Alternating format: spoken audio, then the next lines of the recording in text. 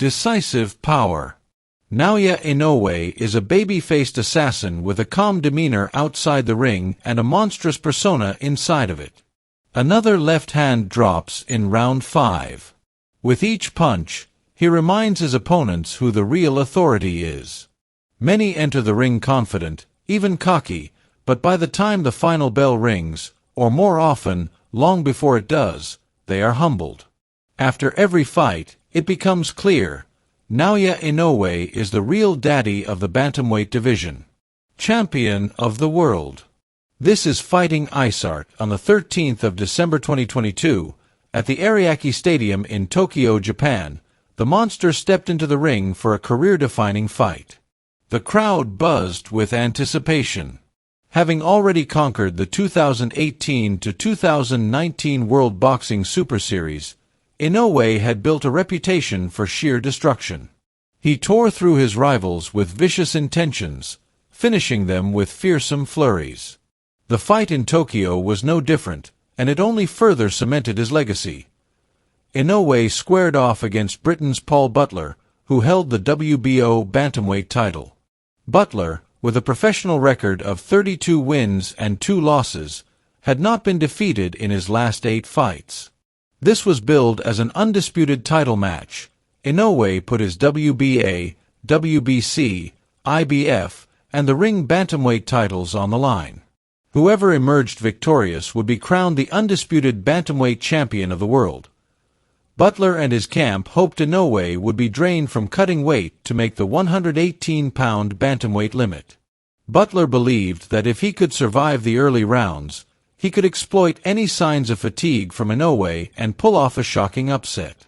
Leading up to the fight, Butler acted dismissively, projecting confidence and playing down Inoue's threat.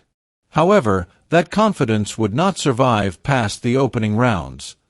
From the onset, it was a masterclass.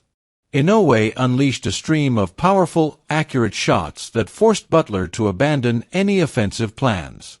The British fighter quickly transitioned into survival mode, shelling up with a high guard and becoming increasingly defensive.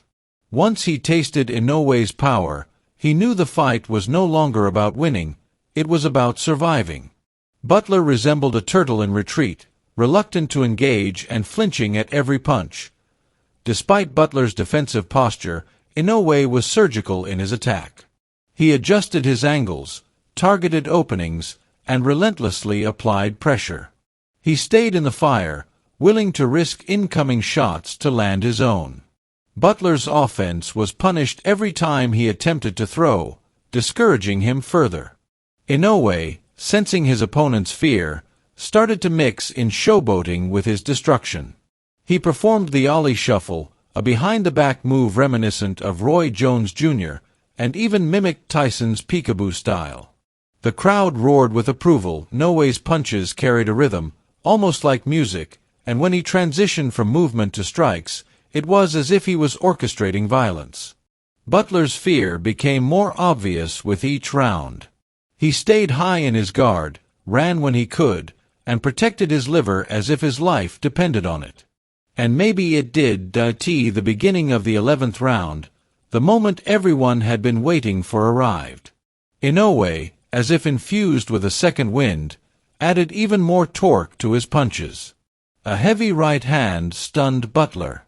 What followed was a devastating right-left combination that folded the British fighter to the canvas.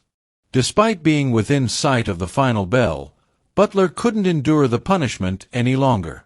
His fight was over. He had taken a beating meant for multiple opponents, and the 11th round knockout marked his first loss in 9 fights.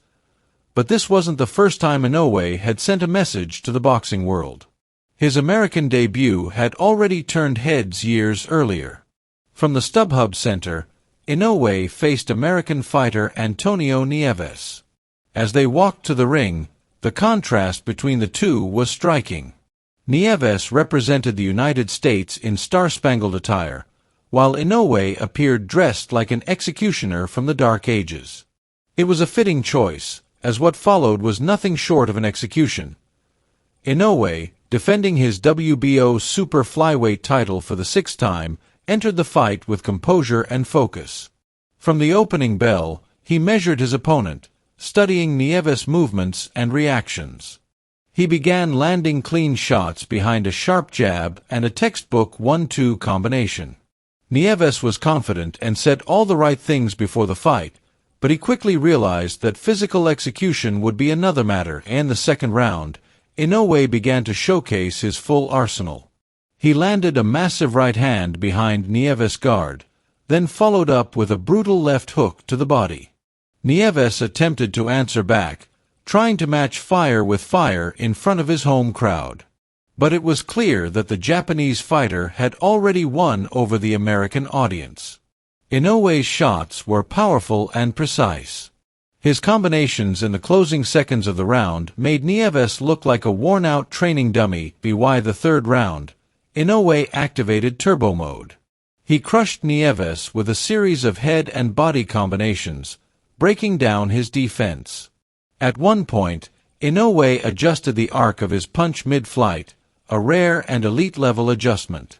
He threw a perfectly placed uppercut that further rocked Nieves's. Inoue's movement, accuracy, and control made it clear that he was in another league. In the fifth round, successive hooks to the body finally sent Nieves to the canvas. At that moment, the American knew he was paying the price for his trash talk and underestimation. He returned to his feet and survived the round, but the damage had been done. The following sixth round was an exercise in domination. Inoue, exuding an aura of invincibility, walked down Nieves's with calculated aggression. The sound of his body shots echoed through the arena. Inoue mocked his opponent, taunting him for his earlier bravado. He stood tall in the center of the ring and motioned for Nieves to come to him. "I'm ready for the knockout right now," his body language seemed to say. As Inoue continued to land brutal shots to the body, the referee closely observed. Nieves's corner realized the danger and made the right decision. They ended the fight after the sixth round, sparing their fighter from further punishment. The damage Nieves had taken to both the head and body would have long-term consequences if allowed to continue. Inoue proved himself to be everything his reputation suggested. The American audience, initially skeptical, now had no doubt. The monster from Japan was very real. Fighters from popular boxing nations often underestimated Inoue due to his nationality. In 2018, a British fighter did just that.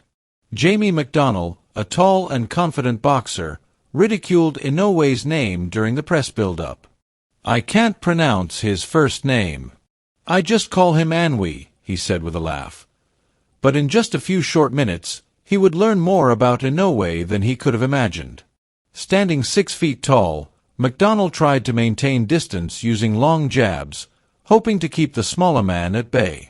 But Inoue found gaps in his guard and introduced himself with blistering combinations. Once Inoue connected cleanly, McDonnell realized the gravity of the situation. The fight quickly spiraled out of his control. Inoue's fury was on full display. He backed McDonnell against the ropes, unleashing a barrage of punches.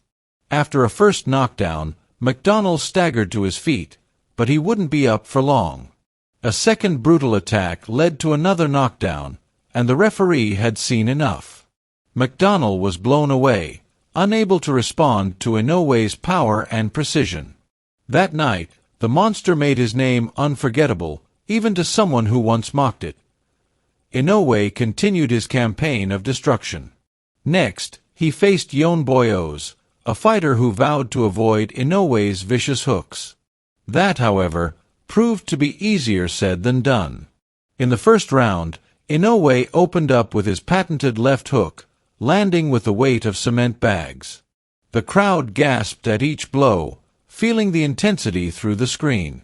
A fierce exchange broke out, but as the fighters parted, Yon was struck by Inoue's holy left hand. He crumpled to the canvas as if he had been hit by a bolt of lightning. The bell saved Yon from immediate annihilation, but it only delayed the inevitable. In the third round, Inoue ramped up the pressure. A left hook to the body drew a collective gasp from the crowd, and the next shot shredded Yon's liver and forced him to take a knee. It was clear his body could not endure the power of Inoue. He attempted to continue, but the punishment was too much. Yon folded like a snowman under the summer sun in the Middle East. Inoue's fights have become a spectacle of skill, power, and drama. His ability to switch gears, to find openings, and to finish with style has made him one of the most feared fighters of this generation. Whether fighting at home in Japan or debuting in America, Inoue's presence alone transforms any bout into must-watch television. Each fight adds another name to his growing list of victims and another chapter to his legacy. From Butler to Nieves, from McDonald to Boyos, all learned the hard way that Naoya Inoue is not just a good fighter. He is a generational talent, disciplined, devastating, and relentless. The monster lives up to his name every time he steps into the ring. As the world continues to watch, one thing is certain: Inoue has already secured his place among boxing's elite, and his reign of destruction is far from over.